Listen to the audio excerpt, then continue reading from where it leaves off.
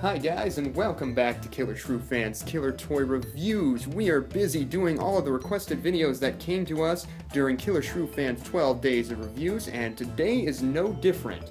This video was requested by the Delta Runner 215. Thank you so much for that request. I believe it was their first request on our channel, so we're really excited to take a look at the figure that they asked for, which is, of course, this guy, the Carnegie Sinraptor figure.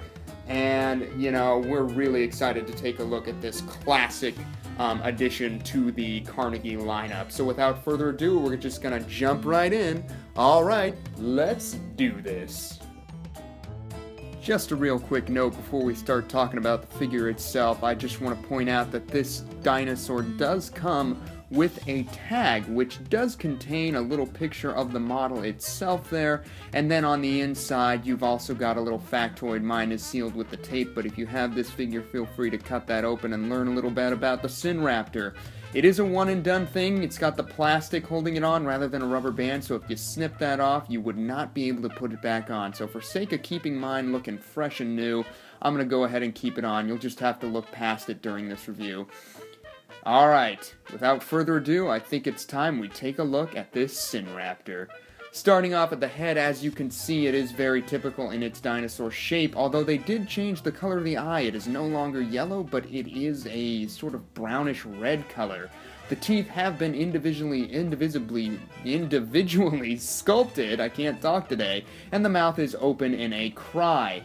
Once again, we have ditched the scales in favor of the wrinkles on this face, but inside the mouth you can see they did sculpt the tongue, and there is a light gloss on both the mouth and the eye. Going down the body, as you can see, the wrinkles have replaced the scales, just like I said, except in a few areas. In particular, you can see them on the thigh, but the rest of the texturing is mainly wrinkles and striations, which continue all the way across the body down to the tip of the tail.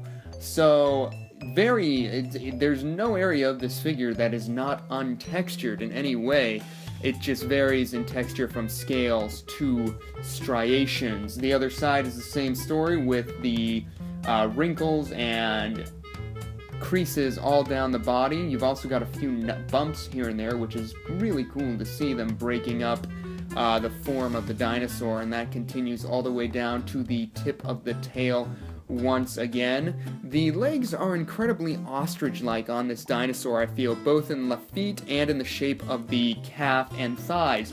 The feet have some lovely plate scaling going on behind the claws, and like I said, those calves look incredibly bird-like, especially like a large bird such as an ostrich, cassowary, what have you.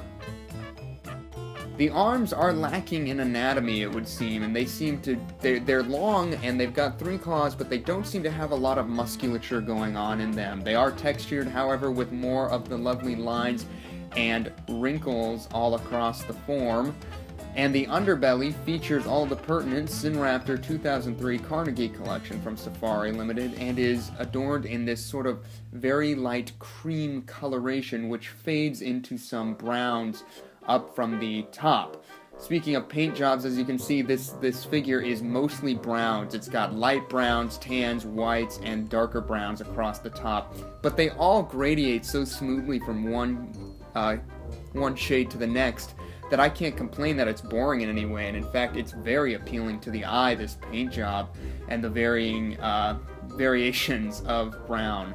Another noteworthy aspect of the figure itself is definitely the pose. You can see that its tail is held straight back behind it, and its body is held parallel to the ground. There is no tripoding with this dinosaur, and it does have... I've had this figure for a few months now, and I have not experienced any issues whatsoever with it standing up for a prolonged period of time. It will balance just fine on your shelf, and you get an active and graceful looking dinosaur toy that's gonna stand up for you, which is pretty darn awesome in my book. You may be wondering just how big this Sinraptor is. Well, from the tip of the snout all the way to the back of the tail, you're looking at just past 6 3/4 inches long, and from the base all the way to, oh, he's not gonna stand up. I promise you there are no balancing issues with this figure. It's just our review space is kind of giving him a hard time. And from the base all the way to the highest point, which is the head in this case, you're looking at right around 2 3/4 inches off the ground. Ah, there he goes again. Ugh. I promise, take my word, he will stand. With God as my witness, this figure does stand, and it's just our review space. I guarantee it. There he goes again. But yes, a small figure, but big on personality. For size comparison, we brought in the recently reviewed Papo Feathered Velociraptor, which is, you know, pretty sizable in the hand. We had it at some 4 inches off the ground and about 6 and 3, or, God, I don't remember how long, but not a bad size figure. Next, we went ahead and brought in the Safari Limited Dinosaur, and I think this is a fun comparison because they're very similar aesthetically. You've got the Car with all of its subtle variations in brown, transitioning smoothly from one color to the next, and the Sinraptor is no different. So these two are both very appealing to the eye, even though they have sort of uninteresting paint jobs. And finally, I didn't really have a unique comparison to give you guys for this video review, but we thought since this was requested by the Delta Runner 215, it was only fitting that we go ahead and bring in the Carnegie Delta Dromius for size comparison. Just something kind of fun honoring the name of the person who requested this video. Just a little thank you, and hopefully if you own that figure you can get an idea on the size to expect from the Sinraptor.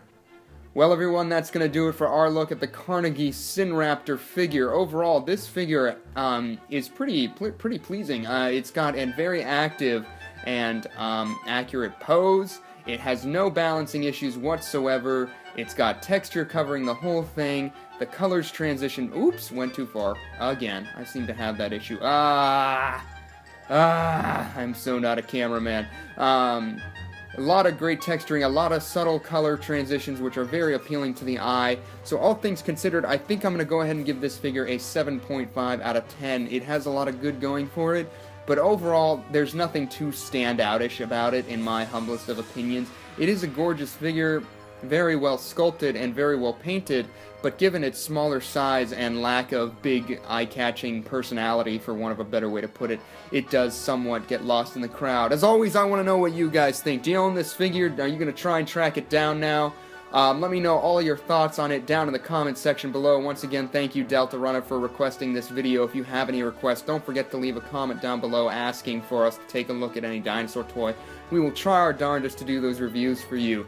If you enjoyed this video, don't be afraid to let us know by hitting that like button, and don't forget to subscribe on the way out so you don't miss any more of our content. Thanks so much for tuning in, and Killer Shrew Fan, signing off.